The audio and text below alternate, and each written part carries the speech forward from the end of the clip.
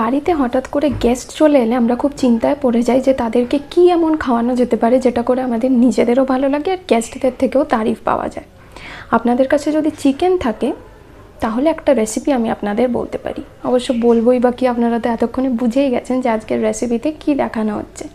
আজকের রেসিপিতে আমরা দেখাবো কিভাবে নর্মাল মাংস রান্না করার জন্য আমরা যে উপকরণগুলো ইউজ করি সেগুলো দিয়েই কিভাবে আমরা ধাবা স্টাইলে পাঞ্জাবি চিকেন বানাতে পারি, কিন্তু একটু অন্য রকমভাবে।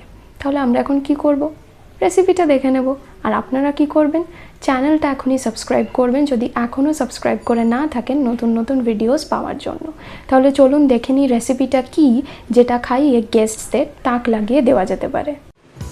4টে শুকনো লঙ্কা, 2টো বড় এলাচ, 6টা মতো ছোটো এলাচ, কয়েকটা গোলমরিচ, দারচিনি, এখানে 2 ইঞ্চির মতো আদা কুচি করে নেওয়া, 1.5খানা রসুন কোয়াগুলো ছাড়িয়ে নেওয়া, তেজপাতা আর 3 টেবিল চামচ জিরে আর কয়েকটা লবঙ্গ।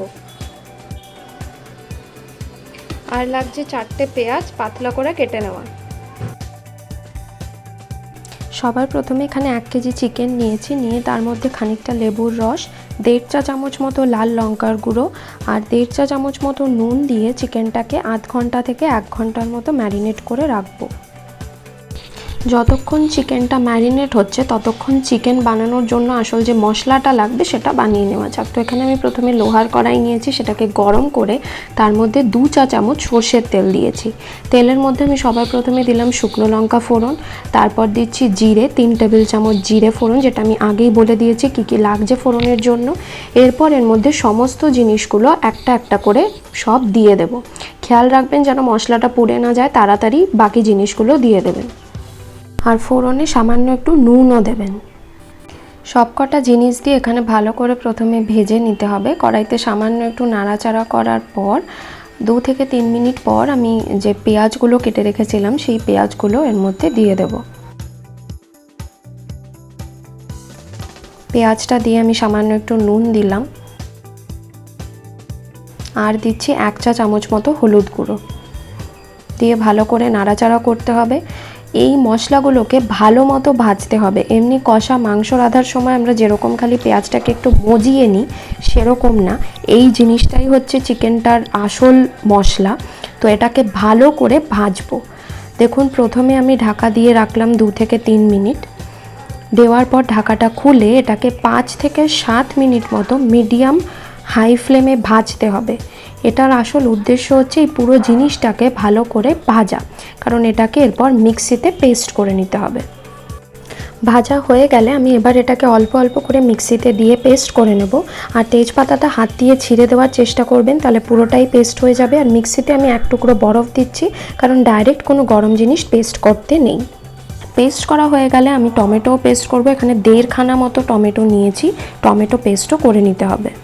মশলাটা পেস্ট করে আমি কড়াইতে 25 গ্রাম মতো সর্ষের তেল দিলাম আর দিচ্ছি সামান্য একটু নুন আর 1 চা চামচের একটু কম সাদা জিরে আর দিচ্ছি একটা শুকনো লঙ্কা দিয়ে ভালো করে নাড়াচাড়া করতে হবে। জিরের গন্ধটা বেরোতে আরম্ভ করলেই তার মধ্যে আমি মিক্সিতে পেস্ট করা মশলাটা অল্প অল্প করে দিয়ে দেব।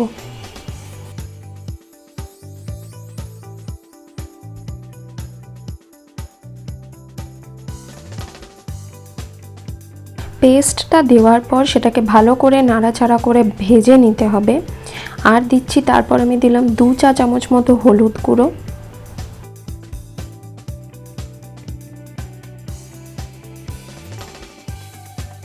সামান্য কয়েকটা চিনির দানা, তাহলে কালারটা ভালো আসে,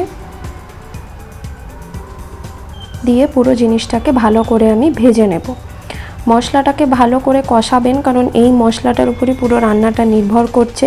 কাঁচা গন্ধ যতক্ষণ না যায় ততক্ষণ কষাবেন। তারপর আমি টমেটো পেস্টটা এর মধ্যে দিয়ে দিলাম, নয়তো বেশি দেরি করলে টমেটোর কাঁচা গন্ধটা থেকে যাবে।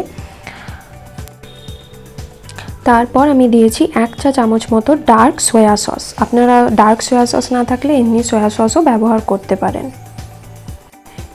এরপর মশলাটাকে 3 থেকে 4 মিনিট মতো লো মিডিয়াম ফ্লেমে ভাজলেই দেখবেন মশলার কালারটা চেঞ্জ হয়ে এরকম লাল লাল হয়ে যাবে, তেল ছেড়ে দেবে।